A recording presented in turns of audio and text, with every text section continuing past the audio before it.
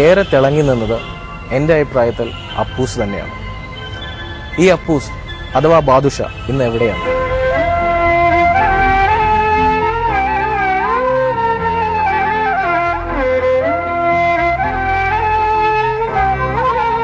ഇതാണ് ബാദുഷ, നമ്മുടെ പ്രിയപ്പെട്ട, നമ്മുടെ സ്വന്തം അപ്പൂസ്. 18 വർഷങ്ങൾക്ക് ശേഷമാണ് ക്യാമറയുടെ മുമ്പിൽ ബാദുഷ എത്തുന്നത്. അപ്പം അതുകൊണ്ട് തന്നെ ഈ നീണ്ട കാലയളവിൽ എന്തൊക്കെ സംഭവിച്ചു, അന്നത്തെ പോലെ വല്ല കുസൃതികളൊക്കെ ഒപ്പിച്ച് പോരുകയായിരുന്നു, ഒരുപാട് കാര്യങ്ങൾ പറയാനുണ്ടാവും. ചോദിച്ചാലോ, എവിടെയായിരുന്നു ഈ 18 വർഷം? 18 വർഷമായല്ലേ? എനിക്കിതുവരെ അങ്ങനെ തോന്നിയിട്ടില്ല. കാരണം അപ്പൂസ് എന്നും ജനങ്ങളുടെ മനസ്സിലുണ്ടെന്നാണ് എൻ്റെ വിശ്വാസം. പോരാതെ എൻ്റെ ഫ്രണ്ട്സ് എല്ലാവരും എന്നെ അപ്പൂസ് എന്നാണ് വിളിക്കാറ്. അതുകൊണ്ട് എനിക്ക് ഒരു നീണ്ട ഗ്യാപ്പ് തോന്നിയിട്ടില്ല. അപ്പൂസ് എന്നും ആളുകളുടെ മനസ്സിലുണ്ടെന്ന് തന്നെയാണ് എനിക്ക് തോന്നിയത്. പിന്നെ 18 വർഷം ഞാൻ എൻ്റെ സ്റ്റഡീസ് കംപ്ലീറ്റ് ചെയ്തു. ഞാനിപ്പോൾ MBA കഴിഞ്ഞു. ഇപ്പോൾ ഞാൻ എൻ്റെ ഫാദറെ സഹായിച്ചുകൊണ്ടിരിക്കുക. ഫാദറിന് ബിസിനസ്സാണ്, ഫാദറിന് മെഡിക്കൽ ഷോപ്പുണ്ട്. ഫാദറിനെ സഹായിച്ചുകൊണ്ടിരിക്കുകയാണ്.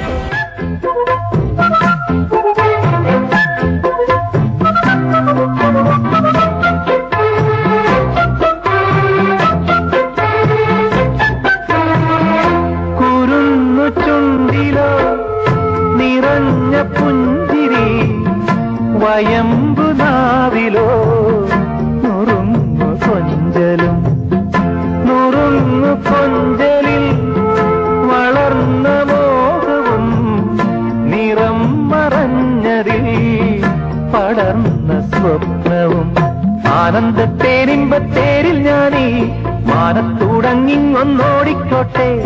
മാനത്തെങ്ങോ പോയി പാത്തു നിൽക്കും മാലാഖപ്പൂമുത്തെ ചോദിച്ചോട്ടെ. പൂങ്കവിഴ്ത്തിടുന്നിൽ നീ പണ്ടു തേച്ച ചാന്തിനാൽ എന്നുണ്ണിക്കൻ ചൊല്ലും കണ്ണും പെട്ടുണ്ടാകും ദോഷം മാറുമോ? ഈ ബാദുഷ എങ്ങനെ മമ്മൂക്കയുടെ സ്വന്തം അപ്പൂസായി മാറി? ആ കഥയൊന്നും നമുക്ക് കേൾക്കാം.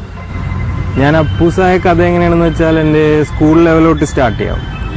ഞാൻ പഠിച്ചിരുന്നത് 7th day Adventist higher secondary സ്കൂളിലായിരുന്നു, കലൂര്, എറണാകുളത്ത്. അവിടെ ഡയറക്ടർ അശോകൻ ദാഹയുടെ മകൻ പഠിക്കുന്നുണ്ടായിരുന്നു. അപ്പോൾ ഞാൻ പുള്ളിയുടെ മകൻ്റെ ക്ലാസ്സിൽ തന്നെ ആയിരുന്നു. അപ്പോൾ ഞങ്ങളൊരു സ്മൈലിംഗ് കോൺടെസ്റ്റ് കണ്ടക്ട് ചെയ്തായിരുന്നു സ്കൂളിൽ. അപ്പോൾ ഈ സ്മൈലിംഗ് കോൺടെസ്റ്റിൽ എനിക്ക് ഫസ്റ്റ് പ്രൈസ് കിട്ടി. അങ്ങനെ അത് അശോകൻ ദാഹ കണ്ടു, പുള്ളിക്ക് എന്നെ ഇഷ്ടപ്പെട്ട്. അങ്ങനെ പുള്ളിയുടെ ഒരു ഫസ്റ്റ് ഫിലിം, ഒരു സാന്ദ്രം എന്ന് പറഞ്ഞ ഫിലിമിലേക്ക് എന്നെ സെലക്ട് ചെയ്തു. അത് ഇന്നസെന്റ് സാറും സുരേഷ് ഗോപി അങ്കിളും കൂടി അഭിനയിച്ചൊരു ഫിലിമായിരുന്നു. ഒരുപാട് താരങ്ങളുണ്ടായിരുന്നു, പാർവതി ചേച്ചി, സായികുമാർ, ഒരുപാട് നടന്മാരുണ്ടായിരുന്നു. അങ്ങനെ ആ ഫിലിം കഴിഞ്ഞിട്ട് എനിക്ക് വേറൊരു ഫിലിം വന്നു, വ്യൂഹം എന്നും പറഞ്ഞ്. അത് തമിഴിലെ നടൻ രഘുവരൻ സാറ് മലയാളത്തിലെ ഹീറോ ആയിട്ട് അഭിനയിച്ചൊരു ഫിലിമായിരുന്നു. അതിൽ സുകുമാരൻ സാറിൻ്റെ മകനായിട്ടായിരുന്നു എൻ്റെ റോള്. അങ്ങനെ ആ ഫിലിം കഴിഞ്ഞിട്ട് ഫാസിൽ സാറിൻ്റെ ഈ പപ്പേഴ്സ് ആൻഡ് അപ്പൂസിൻ്റെ പ്രൊജക്റ്റ് വരുന്നത് അങ്ങനെ. അപ്പോൾ എൻ്റെ അങ്കിളാണ് കൊച്ചിൻ ഹനീഫ. അപ്പോൾ ഫാസിൽ സാർ ഇങ്ങനെ അങ്കിളായിട്ട് കൺസൾട്ട് ചെയ്യണ്ടായി, ഇങ്ങനെ ഒരു ഫിലിമുണ്ട്, അതിലൊരു ബാലതാരത്തിന് ആവശ്യമുണ്ട് എന്നുള്ളൊരു, അങ്ങനെ അങ്കിളായിട്ട് കൺസൾട്ട് ചെയ്തു. അപ്പോൾ അങ്കിൾ എന്നെ വിളിച്ച് ചോദിച്ചു, നിനക്ക് ഇങ്ങനെ ഈ ഫിലിമിൽ അഭിനയിക്കാൻ താല്പര്യമുണ്ടോ? അപ്പോൾ ഞാൻ അങ്കിളോട് പറഞ്ഞു താല്പര്യമുണ്ട്. അങ്ങനെ ആലപ്പുഴയിലായിരുന്നു സെറ്റ്. അപ്പോൾ ഫാസിൽ സാറിൻ്റെ സെറ്റിലേക്ക് ഞാനും അങ്കിളും കൂടി പോയി.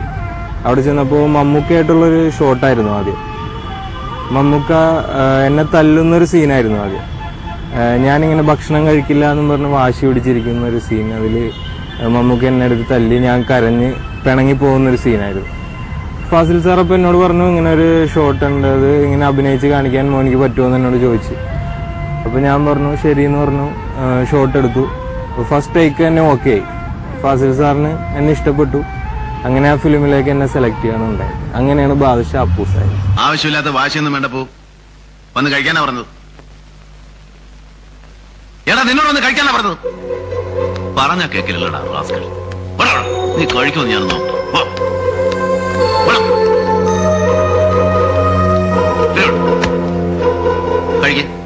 കഴിക്കാൻ അപ്പോ നിന്നോട് കഴിക്കാനാ പറഞ്ഞത്. എടാ കഴിക്കാൻ.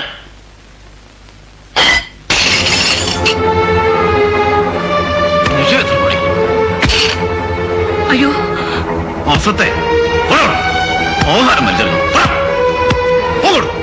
നമ്മുടെ ബാദുഷ ഉണ്ടല്ലോ, ഈ അപ്പൂസ്, നമ്മുടെ അപ്പൂസ് കൊച്ചിലെ മുതിർന്നവരോടൊക്കെ ഭയങ്കര ബഹുമാനമുള്ള ഒരു കുട്ടിയായിരുന്നു എന്നാണ് ഞാൻ കേട്ടിട്ടുള്ളത്.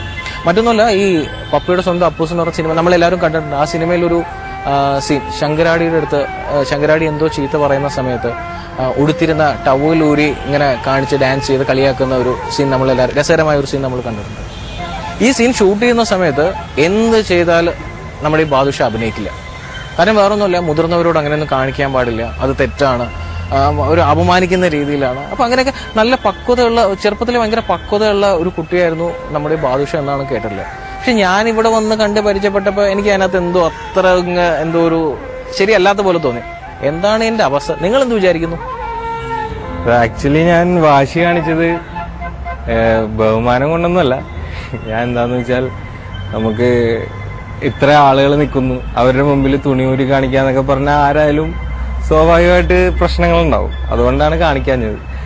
പിന്നെ എനിക്കറിയില്ല, എന്നെക്കുറിച്ച് കേട്ടേക്കുന്ന ഞാൻ ഒരു വളരെ വാശിയുള്ള ഒരു കുട്ടിയായിരുന്നു എന്നാണ് എന്നോട് പറഞ്ഞിരിക്കുന്നത്. അപ്പോൾ ഷോട്ട് തുടങ്ങാൻ നേരത്ത് എന്തെങ്കിലും കാര്യമൊക്കെ പറഞ്ഞ് ഞാൻ ഷോട്ട് ചെയ്യില്ല, അല്ലെങ്കിൽ എന്തെങ്കിലും കാര്യം കൊണ്ട് മൂഡ് ഓഫ് ആയി കഴിഞ്ഞാൽ അന്നത്തെ ദിവസം പിന്നെ ആര് വിളിച്ചാലും വരില്ല, അങ്ങനെയുള്ള പ്രശ്നങ്ങളൊക്കെ ആയിരുന്നു. ഇപ്പോൾ ഫാസിൽ സാർ ഒരുപാട് കഷ്ടപ്പെട്ടിട്ടുണ്ട് എന്നെ കൊണ്ട് അഭിനയിപ്പിച്ചെടുക്കാനായിട്ട്. ഇപ്പോൾ ഞാൻ രാവിലെ എന്തെങ്കിലും പറഞ്ഞ്, ഇപ്പോൾ വീട്ടിൽ ഫാദറാണ് എൻ്റെ ഒപ്പം വരാറ് ഷൂട്ടിങ്ങിന്. ഫാദർ വന്ന് ഫാദറായിട്ട് എന്തെങ്കിലും പറഞ്ഞ് തല്ലുപിടിച്ച് ഞാൻ റൂമിൽ നിന്ന് ഇറങ്ങില്ല, റൂമിൽ തന്നെ ഇരിക്കും. അപ്പോൾ ഫാസിൽ സാറല്ല, ആരും ഒന്ന് വിളിക്കുമ്പോഴും ഞാൻ വരൂല എന്നൊക്കെ പറഞ്ഞ് കരച്ചിലും ബഹളമാണ്. അപ്പോൾ ഫാസിൽ സാർ റൂമിൽ ഒരുപാട് ചോക്ലേറ്റ് ഒക്കെ ആയിട്ടൊക്കെ വന്ന് കുറെ തമാശയൊക്കെ പറഞ്ഞ് എന്നെ ഒരു നല്ല പ്ലസന്റ് മൂഡാക്കിയിട്ടാണ് ഷൂട്ടിംഗ് സ്ഥലത്തേക്ക് കൊണ്ടുവരാറ്. അങ്ങനെയുള്ള സംഭവങ്ങളൊക്കെ ആയിരുന്നു നടക്കാറ്.